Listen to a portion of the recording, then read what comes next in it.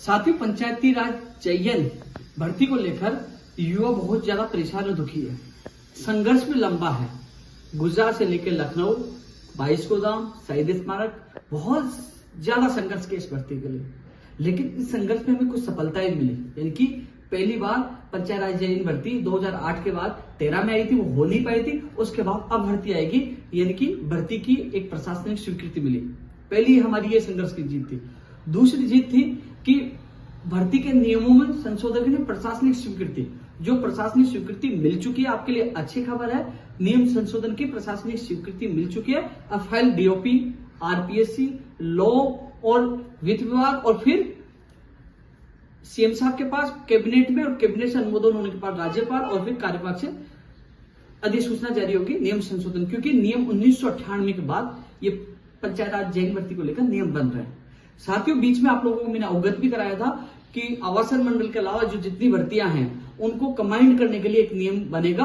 और आपने देखा होगा कि मुख्यमंत्री जी ने उसकी घोषणा कर दी है। यानी कि उस चीज के लिए माननीय मुख्यमंत्री जी का बहुत बहुत आभार एवं धन्यवाद। और वो डीओपी के द्वारा वो नियम जारी होगा। दो अलग अलग तरीके नियम, एक तो पंचायती राज चयन भर्ती का जो इस भर्ती को लेकर नियम संशोधन हो रहे, और एक सारी कंबाइंड सारी भर्तियों को होने के लिए मुख्यमंत्री जी ने अनुमोदन किया है। और वो होगा डीओपी से आदेश जारी होगा तब।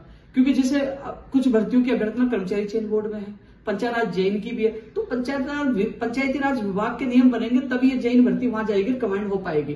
तो दो नियमों की फाइल चल रही है। एक का अनुमोदन हो चुका है और उसकी अधिसूचना जारी होनी है, और दूसरी के लिए अब वो प्रशासनिक स्वीकृति हो चुकी है। यानी कि एग्जाम से नियम बनने की जो प्रक्रिया शुरू हो चुकी है। अच्छी खबर है, प्रशासनिक स्वीकृति मिल चुकी है। जितना प्रयास मुझसे हो रहा साथियों, पहली बार कंबाइंड होने की भर्ती होने के लिए नियम बने, वो भी हमारे प्रयास से और संघर्ष से। और प्रशासन भर्ती की स्वीकृति के बाद नियम संशोधन की प्रशासनिक स्वीकृति मिली है। अब मैं आप सबसे ये वीडियो बनाकर अपील कर रहा हूं कि आप भी थोड़ा सा प्रयास करिए। क्योंकि हमारे पास सितंबर का महीना है, अक्टूबर में आचार संहिता लग जाएगी। हम चाहते हैं इस महीने में नियम संशोधन होकर उसकी अधिसूचना भी जारी हो जाए और विज्ञप्ति भी जारी करवा ले, यानी कि भर्ती की घोषणा कराकर विज्ञप्ति भी जारी करवा ले। तो अब जो प्रोसेस के लिए आप फोन करवाइए, एमएलए से मिलिए, आप जितना प्रयास होगा ना करिए, जिससे क्या है तेज गति से ये फाइल चले और ये नियम जो बनेंगे 1998 के बाद, ये जल्द से जल्द नियम बने और उसके बाद आपकी भर्ती की घोषणा हो और उसके अलावा आपकी विज्ञप्ति जारी हो।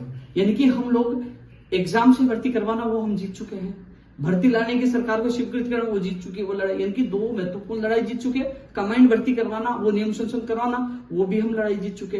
अब नियम बनवाकर विज्ञप्ति जारी करना, अंतिम दौर पर हम लड़ाई लड़ रहे हैं, इसको हम जीतेंगे। क्योंकि मेरा कार्यकाल भी बहुत कम बचा है। अक्टूबर में आचार संहिता लगेगी, 13 जनवरी 2024 को नया अध्यक्ष आ जाएगा। लेकिन अक्टूबर के बाद तो मैं भी कुछ नहीं कर पाऊंगा, क्योंकि आचार संहिता में काम नहीं होगी। लेकिन आपके पास भी समय कम बचा है, मेरे पास भी समय कम बचा है। यानी कि 8-9 दिन तो इस अगस्त महीने के बचे, सितंबर महीना बचा है। तो हमें इस समय में सब कुछ करवाना। तो आप लोग सब अलर्ट हो जाइए, अपने नेताओं से ज्ञापन दीजिए, मिलिए और कहिए कि आप मुख्यमंत्री प्रमुख सचिव को फोन करिए और मुख्यमंत्री जी से मिलिए कि हमारी ये तेज गति से काम हो जाए, जिससे जल्द से जल्द नियम बने और भर्ती की विज्ञप्ति जारी हो सके। तो साथियों, आपके लिए अच्छी खबर है। लोग कह रहे थे पंचायत राज चयन भर्ती को पेड़ना तो भूल गया, मैं नहीं भूला।